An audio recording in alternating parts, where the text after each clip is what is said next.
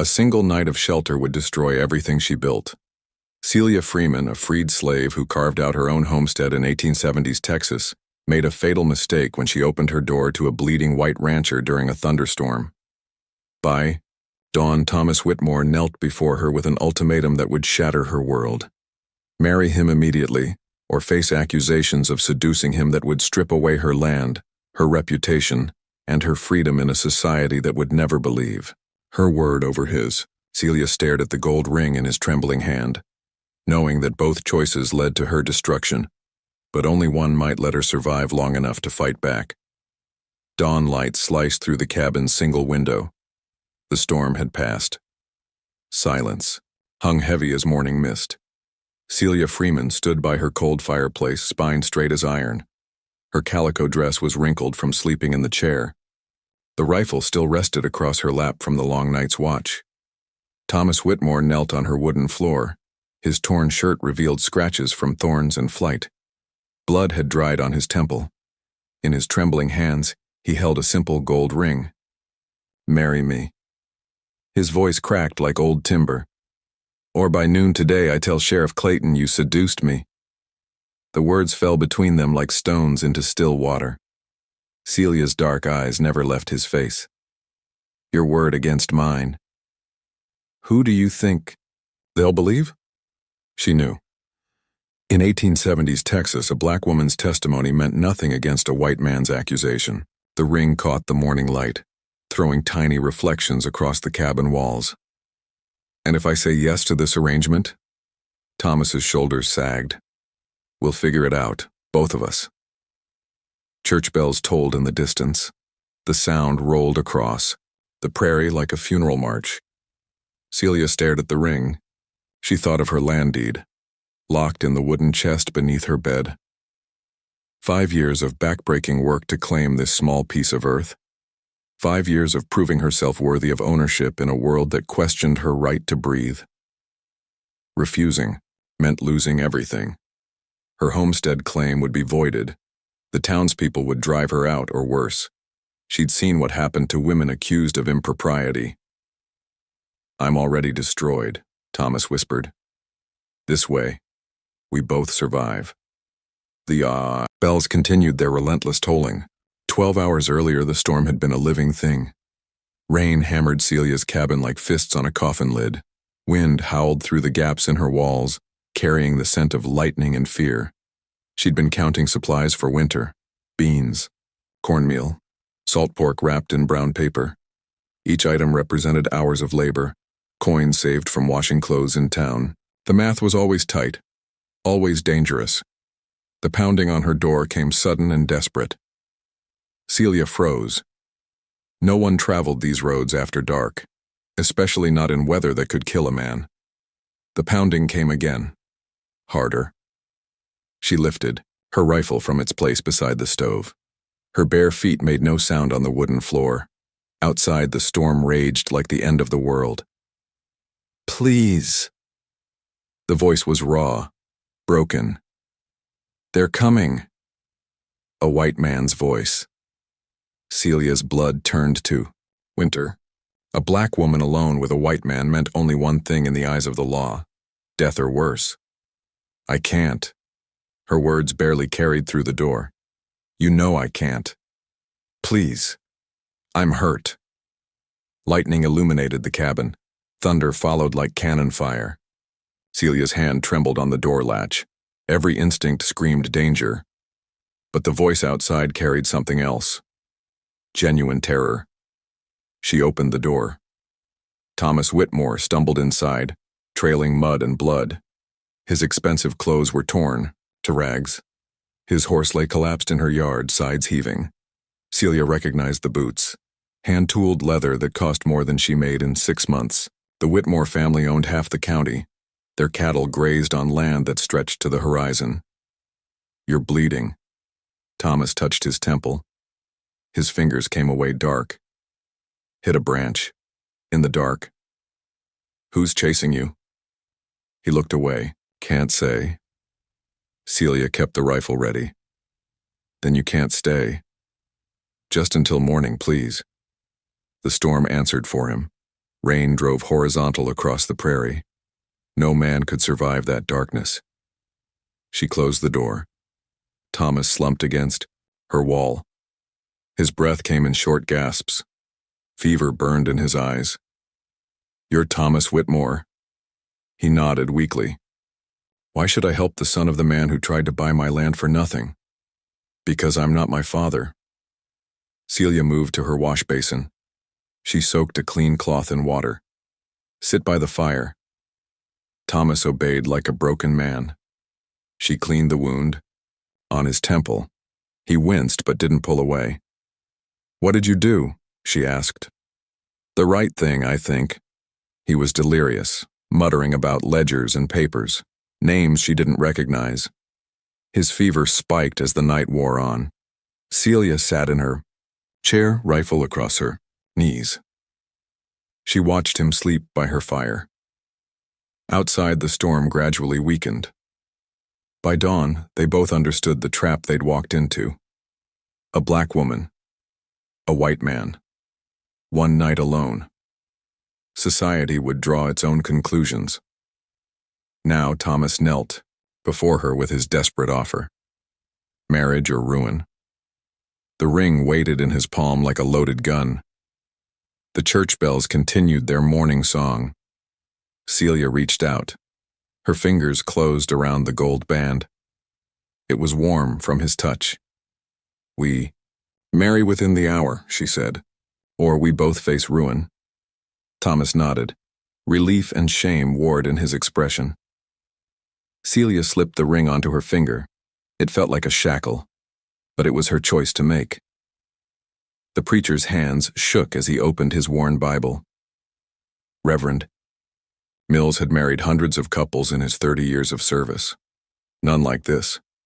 Celia stood in her best dress, the blue cotton she saved for Christmas.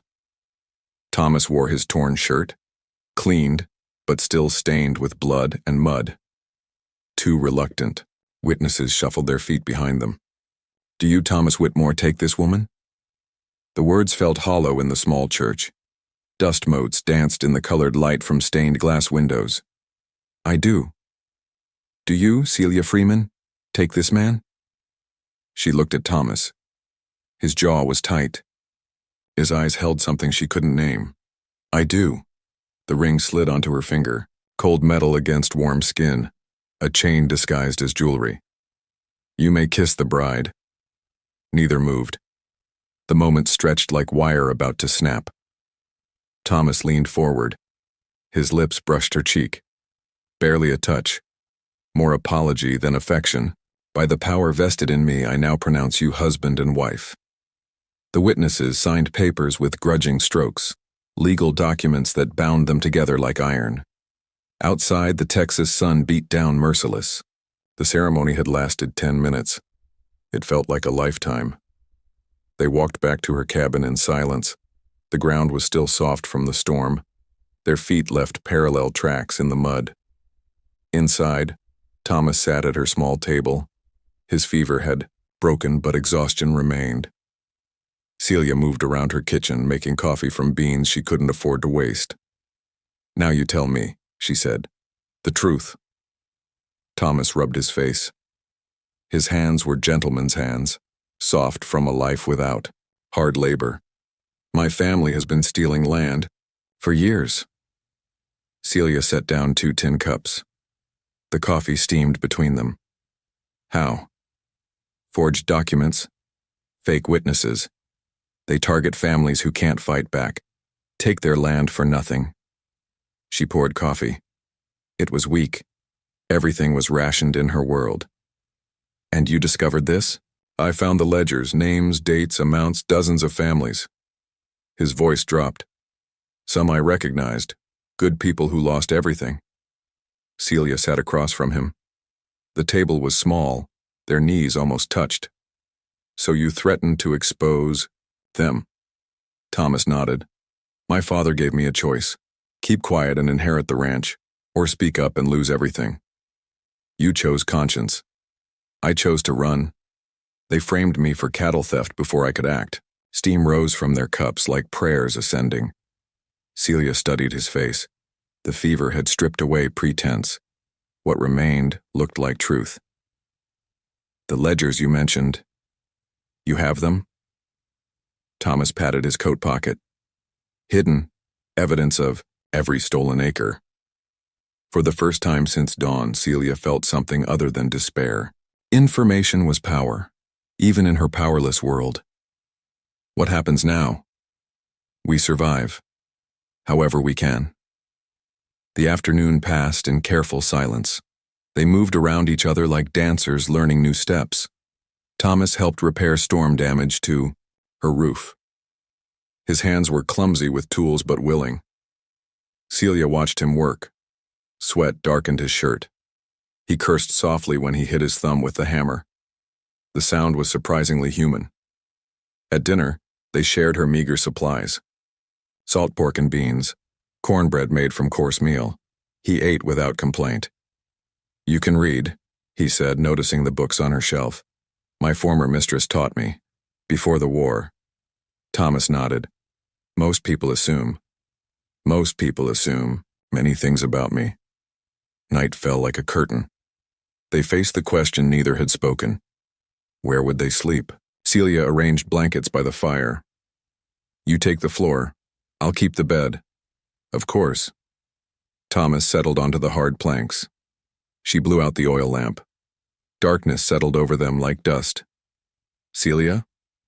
Yes? I'm sorry for all of this. She didn't answer. In the darkness, sorry meant nothing. Only actions mattered. Days passed. They developed routines. Thomas helped with chores. Celia cooked and managed supplies. They spoke little but worked side by side. Sheriff Clayton visited twice. His eyes were suspicious, his questions careful. Heard you got married sudden. Love doesn't wait for convenience, Celia said. Clayton's stare lingered on Thomas. Funny thing, Whitmore cattle went missing same night as your wedding. Coincidence? Maybe. After Clayton left, Thomas's hands shook as he repaired the fence. He knows, Thomas said. Suspecting isn't knowing. But fear settled over them like winter frost. Townspeople whispered when they went to market. Conversations stopped when Celia approached. Children stared. Women pulled their skirts away. The marriage had made them both outcasts. At night, they sat by the fire. Thomas read aloud from her books. His voice was educated, refined. The words painted pictures of worlds beyond Texas. You never planned to marry, he said one evening. Marriage meant losing my land, my independence. Now you've lost both anyway. Celia poked the fire. Sparks rose like dying stars. Now I have protection, of a sort. Protection you never wanted. Want has nothing to do with survival. The logs crackled. Outside, wind whispered secrets across the prairie. Thomas pulled papers from his coat. The ledgers he'd mentioned. Page after page of careful records. Your name isn't here, he said. Should it be? If they were stealing from everyone. His brow furrowed. Why not you? Celia's blood went cold. She moved to her wooden chest. Her land deed lay inside, yellowed with age. She brought it to the firelight. Thomas examined the paper with growing alarm. This signature, he said. I know this handwriting. The fire cast dancing shadows on the walls. Truth flickered between them like flame. It's my brother's hand, on the witness line. The words hit like physical blows. Celia sank into her chair. What does that mean? Thomas looked at her with something like pity. It means your deed is forged. You never legally owned this land. The fire popped. A log collapsed into ash. You knew, she whispered. All along. Thomas set down the papers. I suspected. You chose me because I was vulnerable. I chose you because you deserved better. Celia stood. Rage burned through her like wildfire. You trapped me in marriage to a man I barely know. Stole my freedom, my choices. If I hadn't married you, you'd have lost everything when they came for the land anyway. So you get a wife and a clear conscience, how convenient. Thomas flinched. The accusation struck home. It's not like that. Then what is it like? Silence stretched between them.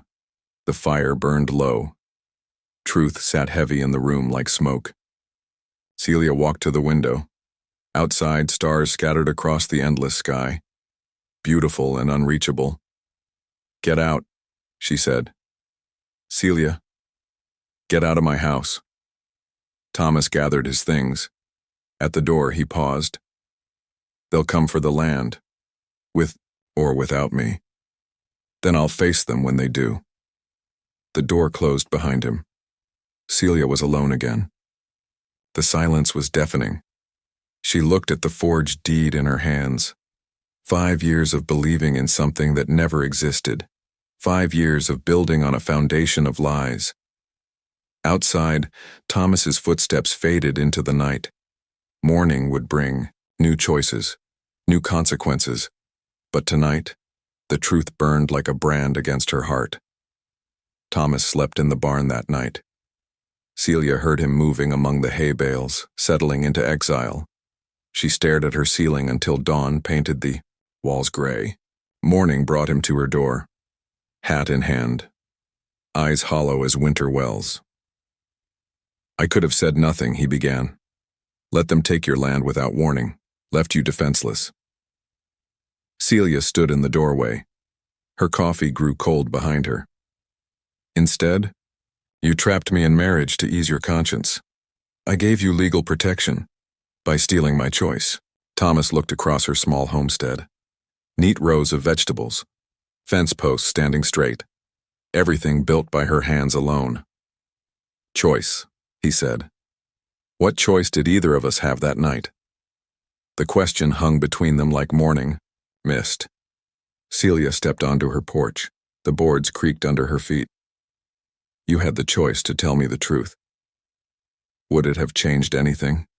She considered this, the storm, the desperation, the morning ultimatum. No, she admitted. But I deserved to know. Thomas nodded. You did. Thunder rumbled in the distance, another storm building on the horizon. They're coming, Thomas said. My brothers, Sheriff Clayton, they have papers to seize the land. When? Today. Maybe tomorrow. Celia felt the ground shifting beneath her feet, everything she'd built turning to sand. What do they want from you? Public confession, admission of cattle theft. In exchange, they'll let you keep a small portion of the land. The offer sat between them like poisoned honey, sweet and deadly. And if you refuse? Prison, maybe worse. Thomas straightened his hat. There's something else. Sheriff Clayton offered me safe passage. If I testify, you seduced me. Say the marriage was your idea. Celia's hands clenched into fists. Of course he did. They want to destroy you, make an example of what happens to people who step outside their place. The wind picked up. Dust devils danced across the prairie like ghosts. What will you do? Celia asked. Thomas met her eyes. What will we do? The word hung in the air. We, as if they were truly partners, as if the marriage meant something beyond survival. Hoofbeats approached from the east. Riders silhouetted against the morning sun. 3 men and Sheriff Clayton.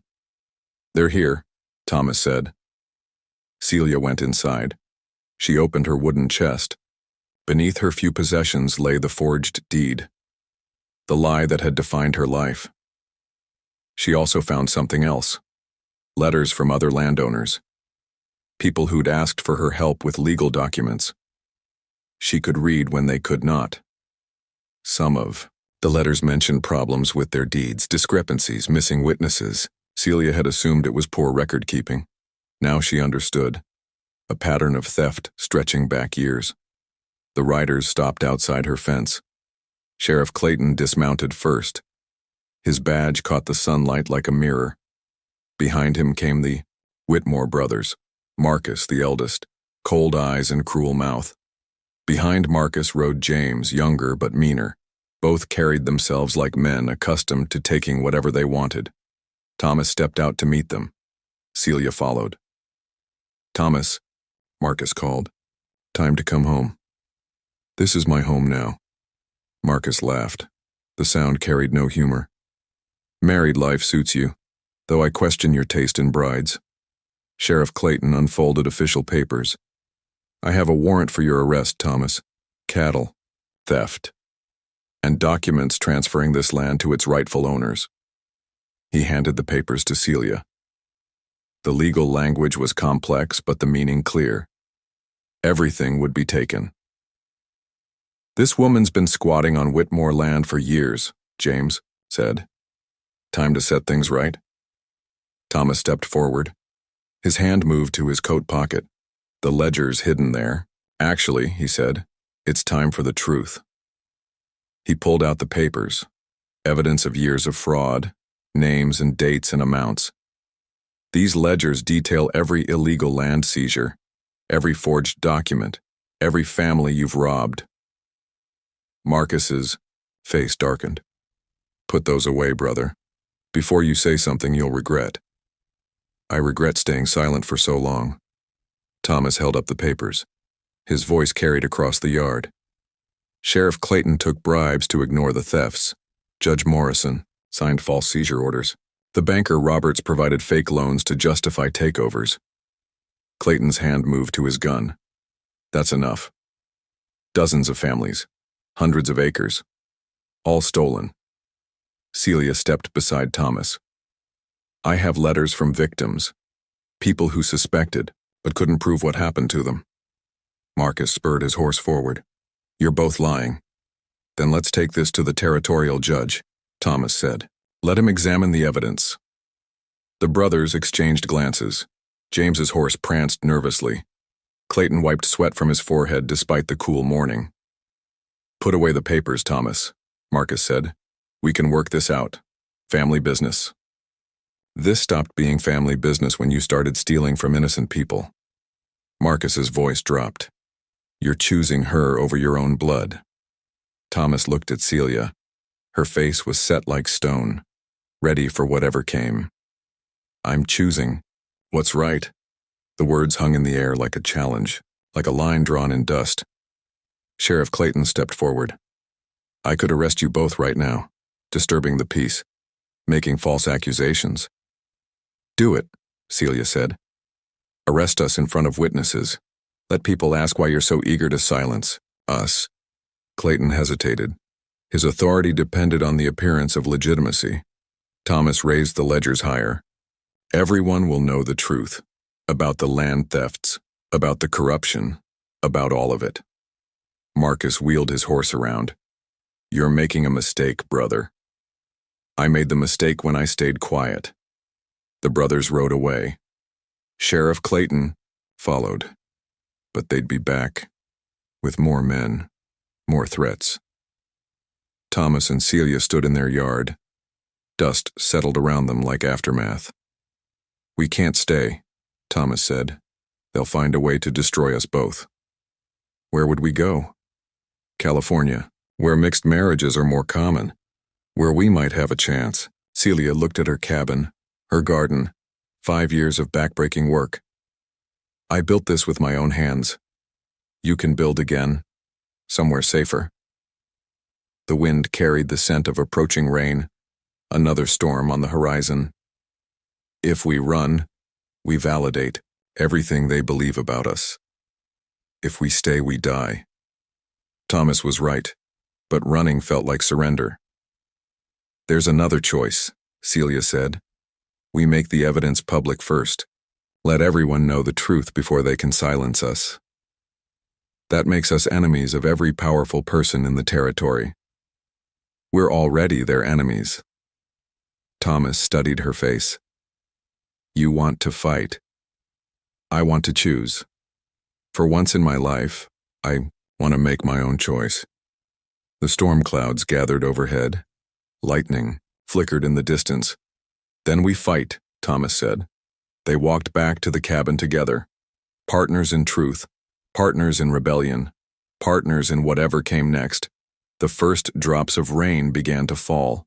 They gathered at dawn in the town square. Word had spread through whispered conversations and knowing glances. The preacher's wife, the blacksmith, the widow who ran the boarding house, people who'd lost land or knew someone who had. Thomas stood on the courthouse steps. The ledgers in his hands felt heavier than iron. Celia beside him, spine straight as a rifle barrel. 5 years ago, the Morrison family lost their farm, Thomas began. His voice carried across the square. Official reason was unpaid taxes. Real reason was forged documents. Murmurs rippled through the crowd. Mrs. Morrison stepped forward. Her weathered face held decades of grief. "The Hendersons' ranch, seized for a debt that never existed," Thomas read from the ledgers. Names, dates, dollar amounts.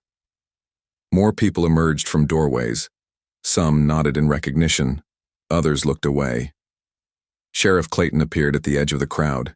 His hand rested on his gun belt. Behind him, Marcus and James Whitmore sat their horses like judges of the dead. The Washingtons, the Garcias, the Sawyers. Thomas's voice grew stronger with each name. Dozens of families, hundreds of acres, all stolen through legal lies. A man in the crowd shouted, "Prove it." Thomas held up the ledgers. "Every transaction documented, in my father's own handwriting." Marcus spurred his horse forward. "My brother's been unwell. These are the ravings of a man who stole cattle and ran." "Then examine the evidence," Celia said. Her voice cut through, the morning air like blade through silk. She pulled letters from her coat. Correspondence from families who suspected fraud. People who asked for help reading documents they couldn't understand. The crowd pressed closer. Truth had weight. It drew people like water in drought. "Mrs. Patterson wrote to me about discrepancies in her deed. Mr. Santos questioned witness signatures that didn't match. The pattern was always there." Sheriff Clayton pushed through the crowd. "That's enough. Both of you are under arrest." "For what crime?" Thomas asked. "Disturbing the peace, making false accusations."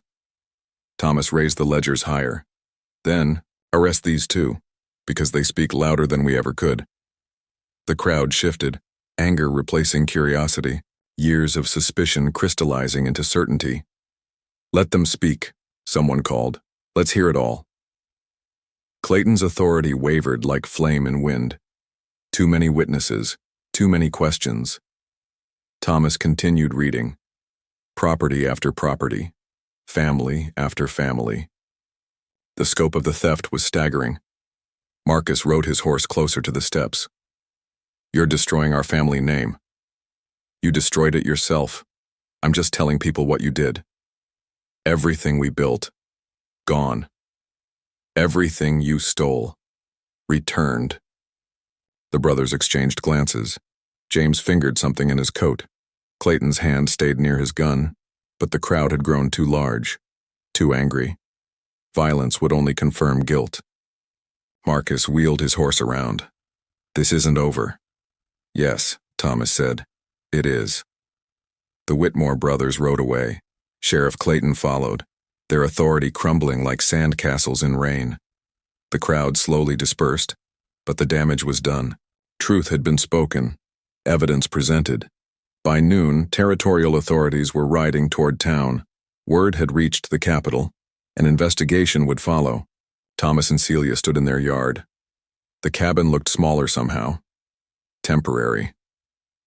"We can't stay here," Celia said. "No. Too many enemies now."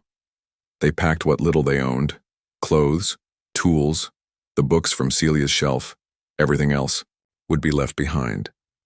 Their wagon was small, pulled by the horse that had survived Thomas's flight. The same animal that brought him to her door that stormy night. Townspeople watched from windows as they loaded their belongings. Some faces showed sympathy. Others held judgment. Most showed nothing at all. Mrs. Morrison approached as they finished. "Packing," She pressed a small bundle into Celia's hands. "Food for the journey," she said. "And this." Inside the cloth was a handful of coins. Not much, but everything the old woman could spare.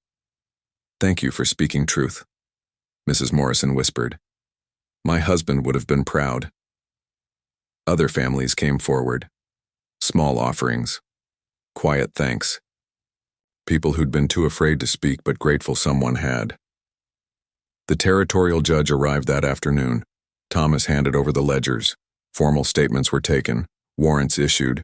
The Whitmore empire would fall. But justice moved slowly. Too slowly for safety. As the sun began to set, Thomas and Celia climbed onto their wagon. The horse stamped impatiently, ready for whatever road lay ahead. "California," Thomas said, "where we can start over. Will it be different, there?" "I don't know, but it can't be worse." Celia took the reins. Her hands were steady, calloused from years of work, strong enough to guide them wherever they needed to go. They rolled through town as darkness fell, past the courthouse where they'd spoken truth, past the church where they'd married in desperation, past the sheriff's office where corruption had festered like infection. The prairie opened before them, endless under starlight, beautiful and dangerous and free. "Was it worth it?" Celia asked. "Losing everything you knew?" Thomas looked at her in the moonlight. Her profile was strong, determined, unbroken by everything they'd endured. "I didn't lose everything." The wagon wheels turned steadily, carrying them away from the past, toward whatever future they could build together. "Did you?" Celia considered the question. Her land was gone. Her independence compromised. Her life forever changed by one stormy night. But something else had been gained, something harder to define. Choice. Real choice. Made freely despite impossible circumstances. "No," she said finally. "I didn't lose everything." The road stretched, ahead like a promise, uncertain but theirs to travel. Miles passed in comfortable silence. The horse found its rhythm. The wagon settled into familiar creaking. Behind them, the town disappeared into darkness. Thomas dozed against her shoulder.